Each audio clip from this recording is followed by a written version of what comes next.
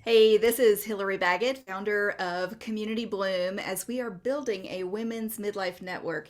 And today I get to introduce another founding member.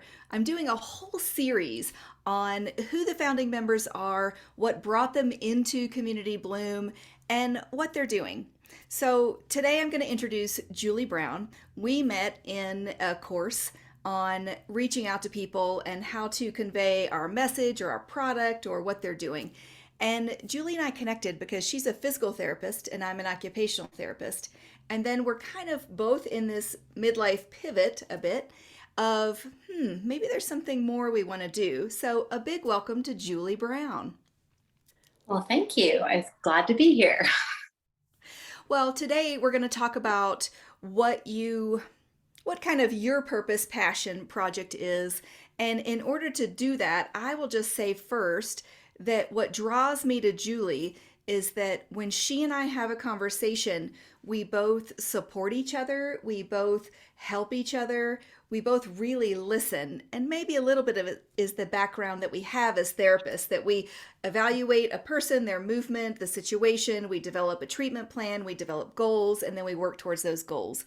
And what we really like about working together is that we can help each other see the other blind spots, and that helps us move forward. So I really love everything about what Julie's doing, and I was beyond excited. She might have been our last founding member to join, and that's okay, right? We kind of need those deadlines and those boundaries, and so I'm excited to hear what you have to share with us today, Julie.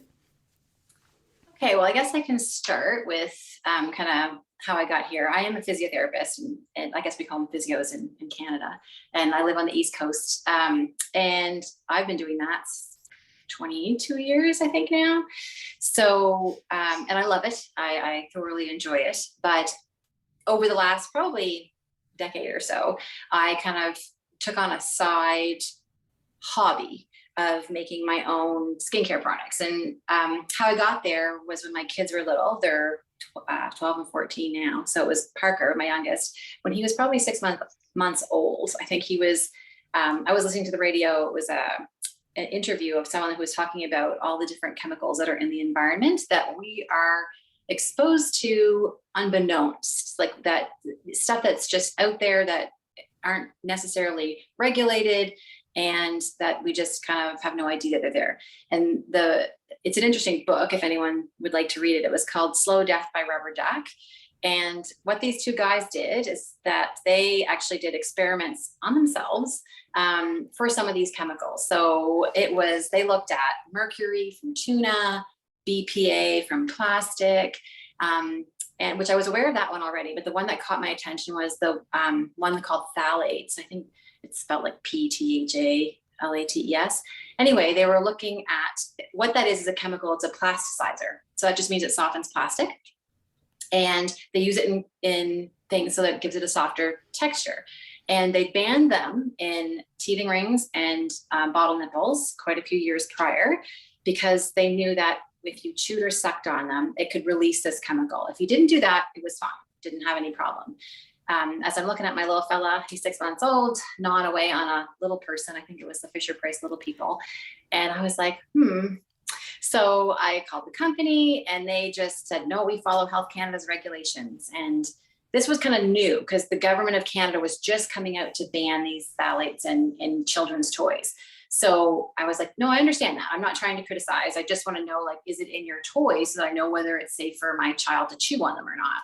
And we follow Health Canada's regulations. So they just kept saying the same thing over and over. I was like, okay. So the other part of that, if to come back to skincare, is that they use these phthalates for in creams and lotions to make like scents last longer.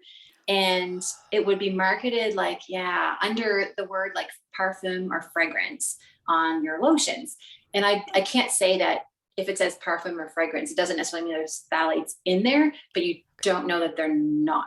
So in your skin's kind of your biggest organ, it gets absorbed. And so as far as that effect, they can be a hormone disruptor and they're particularly damaging or could be on boys. So Okay. yeah, Wow. So this really grew out of your passion and care for your family, the Yes. environment, and kind of truth in advertising or truth in what's hidden and not being advertised. Right. And so Exactly. your passion project then really transformed to creating all your family's skin and hair care products, right? Yep. Yes. So I started out buying stuff. I started researching other companies that could sell it. Honestly, like 10 years ago, there weren't nearly the organic DIY, like organic small companies, independent companies that there are now. There's loads of really good ones out there. And when I started ordering stuff though, back then, the stuff I would get was, I just wasn't really happy with it. It wasn't bad, but I wasn't really happy with Okay. it. So I remember looking at one of them and thinking, looking at the label, I'm like, this was obviously made by someone's printer. And I'm thinking, if they can do it, why can't I? So Right? yeah, so that started some more research, and then I found, there's gazillion recipes online and all kinds of misinformation out there, which I came to find later. Um, at first I was like, all natural, no preservatives. Preservatives are bad. No, they're not. Like if you're using a cream or a lotion, anything that has water in it, it has to have a preservative in them. There are better types of preservatives that you can get, but it definitely needs one. And if you see something that is any kind of lotion or cream and it doesn't list a preservative of some kind, if it just has like your coconut oil or what have you, don't buy it. It's not. Well, Or do that's some so, research to see, right? Like yeah. it needs a preservative for sure. Well, and you and I were talking offline the other day, and we talked about how vitamin E is actually a preservative, but it's still an all natural thing. Did I? No. Yeah, no, that's what some people would say. It's Oh. an antioxidant, so it will actually Oh. help keep your oils from oxidizing and going rancid longer. So it does help to preserve that aspect.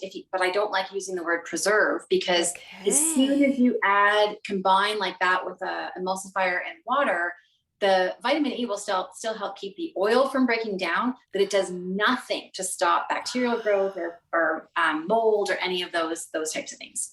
So yeah, So often when people think, "Oh, I'm preservative free," they're at risk for bacteria, fungus, viruses like in their products because we touch things, we put it on our yeah. skin. Is that And I what you think mean? I don't know in the States, but I know in Canada, if you're selling something like you need to have preservative in it. Like it would be unlawful to not have something in there to preserve it. Okay. So I'd like to think that Yeah. it's in there. It's just kind of, they're not advertising it as such, but I don't know, because it would depend on the Sure. product. So I for all that, ended up going to, after all those mistakes that I made and thinking, gosh, I could be spreading nice bacteria on my face, getting certified by the School of Natural Skincare in the UK. It's an online program. And there's other ones out there as well, like Formula Botanica would be another one. So I got my skincare one, then I went on to get my hair care one. I did one on preservative free masks. And serums. So I got a few certifications, and Wow. just That because I like to know, I want to know, like, am I doing yeah. this right? Like, yeah, Well, I love that. And in fact, in our community, October 3rd, you are going to come in and teach us how to make a simple homemade something. I'm not even going to spoil it. I'm not going to spoil the curiosity. So for our members, you're going to want to show up October 3rd to hear what Julie's going to guide us through. And I just was blown away that you make all your own hair and skincare for your family. And you've talked about, hey, this is better for the environment. There's less packaging, there's more mhm. natural things. It's better for our skin. And you are an all natural woman, and your skin is just beautiful. Of course, I love that your hair is all natural on the cover, Yes, since you and I share that in common. And yeah, I love that. So, you have a passion for safety, a passion for the environment, a passion obviously for your family. And I love that you're engaging with our community. And, it's in Canada, your kids just started school last week, yes, right? yes. So my summers, my kids are 12 and 14, and I know I have limited time where I get to kind of keep them in. So my summer times, I tend to like shut down as far as Yeah. participating in any kind of things that way, because my husband and I are fortunate, and we both have like weekends off, as well as like a couple of days on either end, and so we'll often go camping or be away Nice. doing some things that way. So I don't commit to any kind of online stuff. But once they're back in school, then I'm like, okay, I've got Mondays and Fridays to kind of dive Yeah. in. And yeah. Well, that's an encouragement for all of us because I think if you go into creating a business, and it sounds like you're transitioning from a hobby to business, right? Yeah. I initially thought, oh, I could start my own line. And because I love the stuff that I was making and I was, like having people try them and I was getting great feedback. And then I was, it just got to be like, I don't really think that's the direction I wanted to take. I was really way more interested in just teaching other people how to do it themselves. Yeah. Yeah, I just way more excited about that. And I just think that, if the amount that I'm saving on, the products, like once you get your, core ingredients, the products to make are very, very inexpensive. Yeah. And you can put some really high end ingredients into your products without, without having all that high level cost. So Wow. it's, it's exciting. Well, that is fun. And I'm excited that we get to learn from you and kind of demystifying it. Because if somebody said, Hey, Hillary, can you teach people how to make this for their skin? I'd be like, No. No. Yeah. Like I used And to think, so, God, they must be like lotions they're all made in a lab, or like they must have a science degree to make those. And it's like, no, if you can bake a cake, you can make your own lotions. Like, okay, well, this will it's be pretty super simple. fun. Yeah. Is there anything else you want to tell our fellow founding members about you or your passion? Um, I don't think so. I'm just kind of like, I'm in the starting phases of kind of developing because what I want to do is start with a very basic course, because I think you do need a certain level of knowledge to kind of move forward. And where I get excited, the idea that I think that I have going forward is like, if I do like a little starter course, and then I was honestly thinking about maybe doing some form of membership, because I think that there are so many things you can make. So I just think it would be a lot of fun to be able to like, okay, this month we're going to do this, and this is the ingredients you need, and kind of having a core, like a few projects based off the same ingredients, so that you're not like, oh, I want to make that. Oh, I don't have that one ingredient, and having to Yeah, order it. So that's kind of where I'm heading with it, cool. and I love that the online bit. You can do that. You can connect via Zoom or whatever program you're using, and Yeah. so that's kind of where I'm headed. I'm in the process of getting my information and stuff together to do that. Very cool. And lastly, like where could the other founding members or how could we support you to move forward? I guess feedback would be great. Like if when we do the project in October, and maybe if we do more going forward, it's just kind of giving me that honest feedback.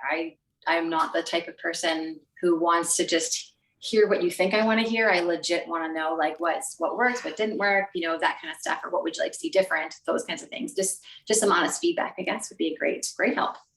Well, because I've been so fortunate to get to talk to so many founding members, I would say that that is one of the greatest gifts that this community brings is that it's honest, clear feedback that helps you move forward. And it's not like trying to put someone down. It's hey, No. this would make this easier and better and more Mhm. clear. So I love that about you. Well, Julie Exactly. Brown, I'm excited for October 3rd. Thanks so Yay, me too. much. All right, Yay. perfect. Thank you.